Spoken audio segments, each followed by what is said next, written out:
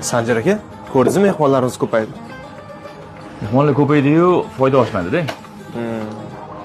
Bu nimadan bo'lishi mumkin?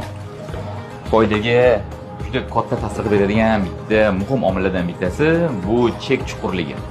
Chek chuqurligi bu sizni ofitsiantingiz bitta mehmonga nechta narsani sota olishi. Assalomu alaykum aka. Zakaz tanlab bo'ldingizmi? Bo'ldi. Bu ofitsiant unaqa bo'lishi kerak emas. Qanaqa bo'lishi kerak? Assalomu alaykum aka. Xush kelibsiz. Keling sizga yordamlashib boraman. Sirasi sizga birinchisimi, ikkinchisimi? Ikkinchisi qo'y, mol, tovuq qaysi biridan olib keling? Qo'ydan aka. Qo'y aka, baranya sheya bor.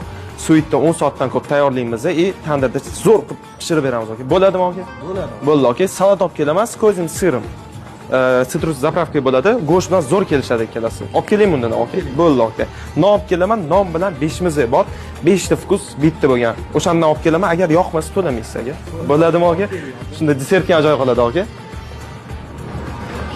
Mana shunaqa bizda normativ bitta odamga kamida 3 ta narsa sotiladigan bo'lishi kerak.